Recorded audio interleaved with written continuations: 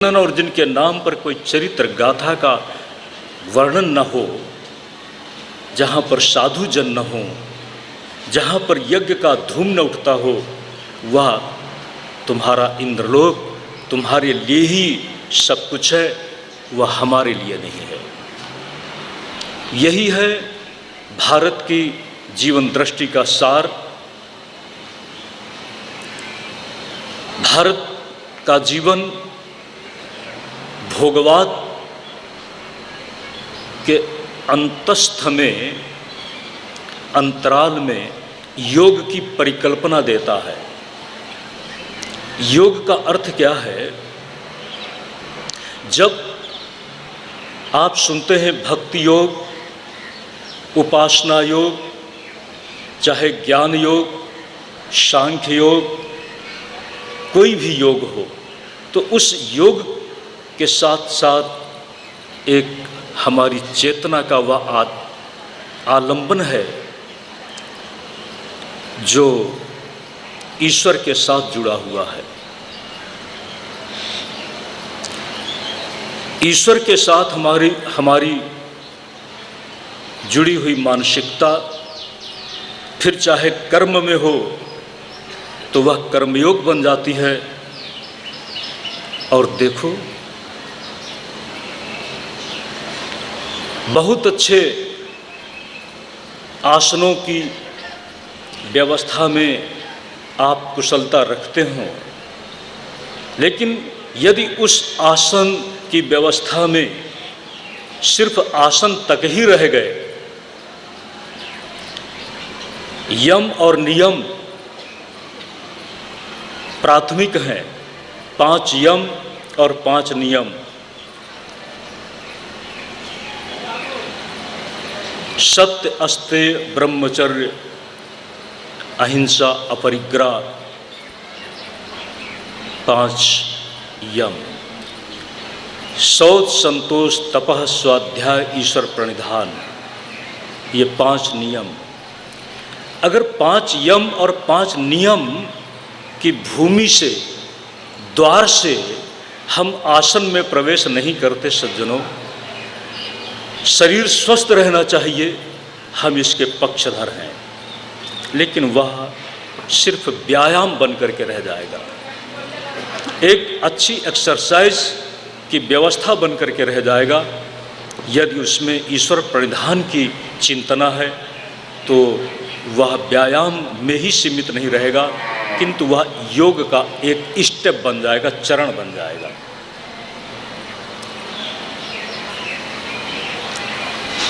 और देखो, इसको कितना अच्छा रखोगे, कहाँ तक अच्छा रखोगे। एक महात्मा से किसी जिज्ञासु ने पूछा, महाराज जी, बाबा जी, आप कैसे हैं? उस महात्मा ने कहा, आपको कैसा लग रहा हूं?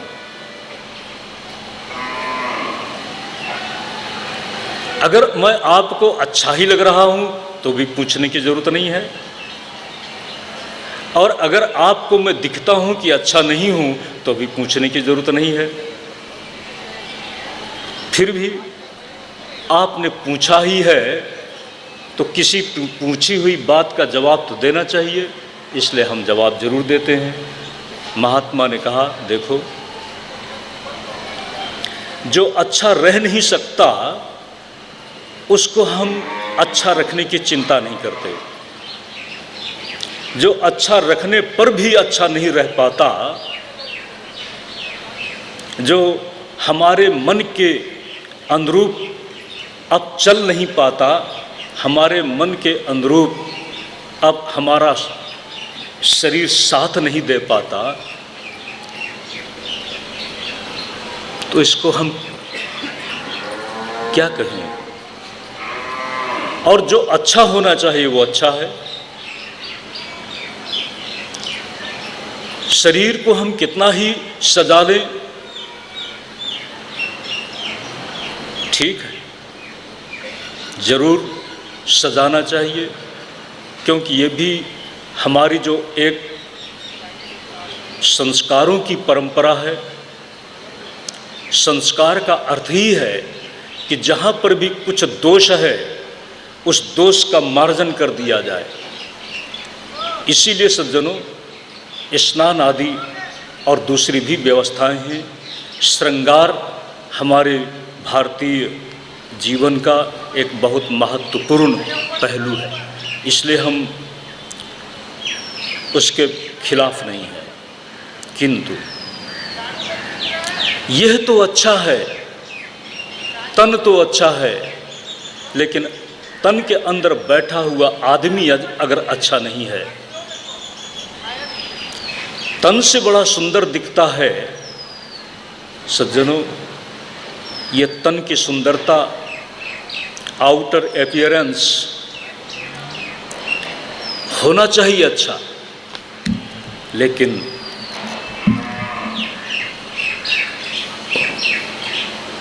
अच्छा किसको कहेंगे? आप जब किसी व्यक्ति के बारे में सुनते हैं या जानना चाहते हैं किसी के व्यक्ति के बारे में, यह कह दिया जाए, जिस व्यक्ति की तरफ आप देख रहे हैं और किसी बात से प्रभावित होकर, उसकी पर्सनालिटी से प्रभावित होकर के आप जा रहे हैं, ये कह दिया जाए आदमी अच्छा नहीं है, आदमी अच्छा नहीं है, तब प्रश्न है कि आप किस बात से किसी बात को अच्छा कहते हैं? देखने में सुंदर है, लेकिन आपको यह कह दिया गया कि आदमी अच्छा नहीं है। वाणी भी अच्छा बोलता है,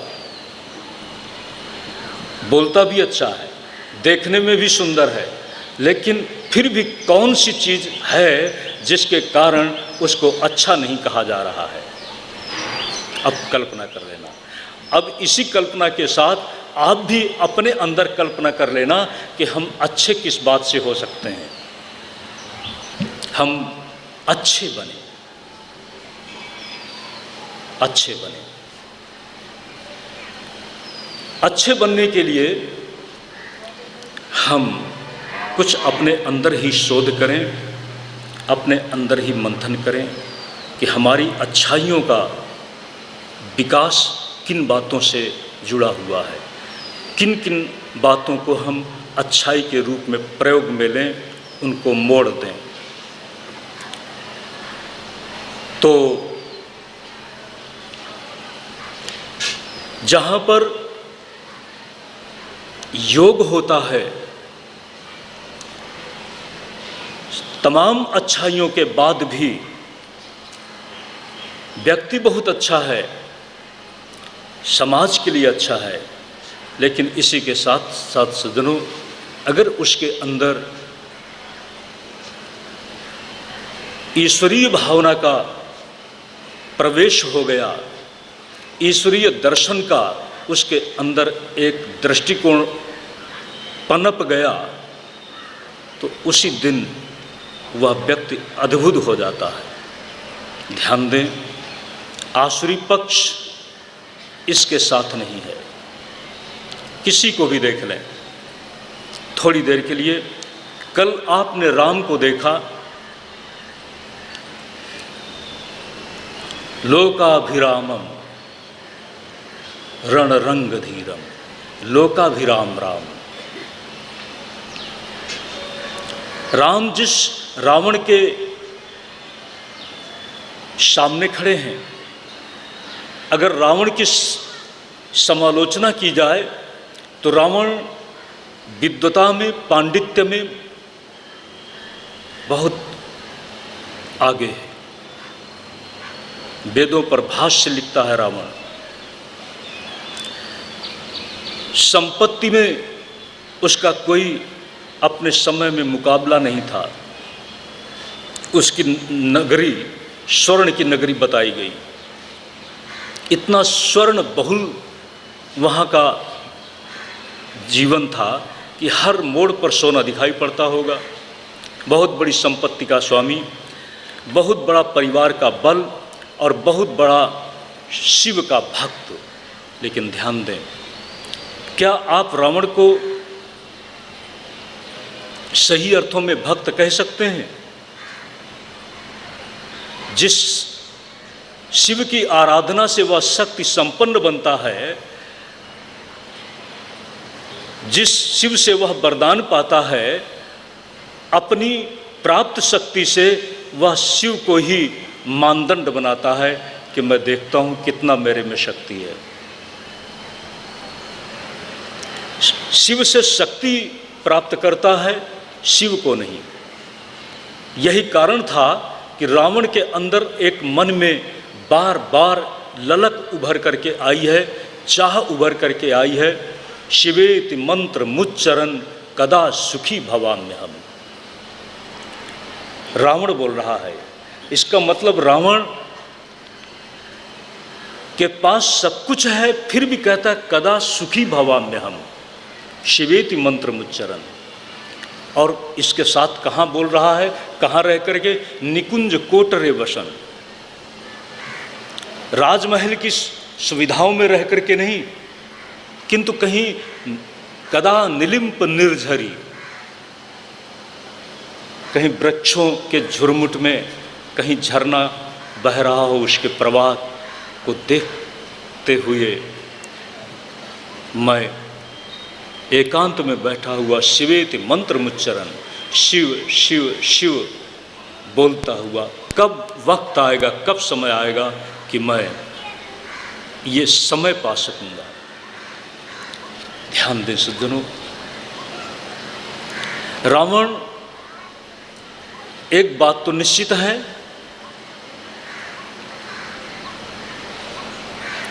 आप हम सब जानते हैं, अपने पूर्व जन्म में जय और विजय का जो शापित व्यक्तित्व था, आगे प्रासंगिक कथा आ रही है। प्रथम उस वैकुंठ से पतन होने के बाद जय विजय का जन्म हुआ है हिरण्याक्ष और हिरण्यकशिप के रूप में। जय विजय को 3 जन्मों तक उसी पतित निकृष्ट योनि में जाने के लिए सनक सनंदन सनातन सनत कुमार ने शाप दिया था। दूसरा जन्म हुआ है हिरण्याक्ष और हिरण्यकशिप का उद्धार हुआ। भगवान वाराह ने हिरण्याक्ष का उद्धार किया है। हिरण्यकशिप के उद्धार की कथा अभी अभी आप देखेंगे। ईश्वर के ईश्वरत्व की महिमा पर हम चर्चा करेंगे। अभी संकेत भगवान नृसिंह के रूप में अवतार लेकर हिरण्यकशिप का उद्धार हुआ। वही जय और विजय दूसरे जन्म में रावण और कुंभकर्ण के रूप में जन्म लेते हैं। भगवान राम के द्वारा उनका उद्धार हुआ।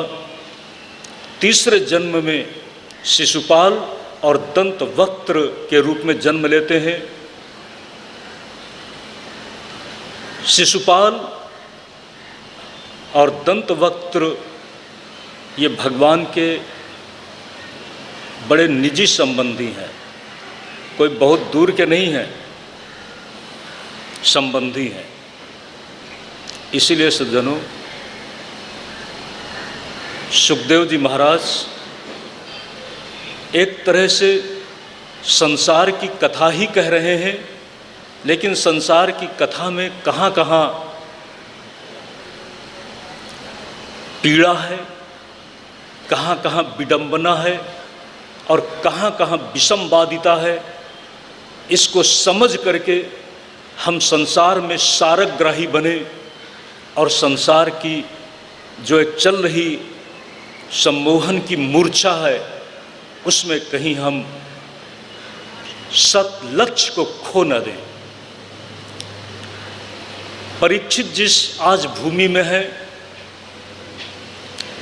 न तो उनके अंदर कोई जिज्ञासा शेष रह जाए ज्ञान की, विज्ञान की, और न संसार की किसी भी स्तर से इसलिए सुखदेव जी महाराज हर स्तर से व्याख्यान कर रहे हैं। आइए, भारतवर्ष उसी जीवन के को प्रशस्त बता रहा है और बताता है जिस जीवन में अध्यात्म योग हो। अध्यात्म योग क्या है? श्रीमद् भगवत गीता में भगवान ने कहा, स्वभावोऽध्यात्म मुच्यते। स्वभाव, आप अपने ध्यान देना, स्वभाव में है, स्व के मूल में हो। ध्यान दें सज्जनों, आप जब अपने घर में होते हैं, हम आपसे पूछते हैं आपका घर कहाँ है, तो आप में से कोई हमें बताता है नौरंगपुरा और कोई बताता है नारायणपुरा। तो नारायणपुरा की भूमि अलग है और नौरंगपुरा की भूमि अलग है। ध्यान दें, नारायणपुरा की भूमि में रहने वाले नारायणपुरा की भूमि में नहीं रहते हैं मकान में। लेकिन सच तो यह है कि मकान भूमि में ही बनता है। रहते मकान में है। नौरंगपुरा में जो व्यक्ति रहता है वो भी रहता मकान में है, लेकिन भूमि का भेद हो गया। क्या फर्क पड़ता है? जो भोगवाद की भूमि में रहता हो इसी शरीर से, और ठीक इसी प्रकार से इसी शरीर से जो अध्यात्म का मूल क्या है? ईश्वर, भगवान, परमात्मा। आपका शरीर परमात्मा भूमि में रहता है तो आप अध्यात्म योग के साथ हैं, और आपका शरीर नितांत भोगवाद की भूमि में ही यात्रा कर रहा है तो आप भोगवाद की भूमि में हैं। भोग की इस व्यवस्था में सजग हो जाएं, आपकी अंतश्चेतना जागृत रहे, उसमें कहीं सम्मोहित होकर मूढ़ता ग्रसित न हो जाएं।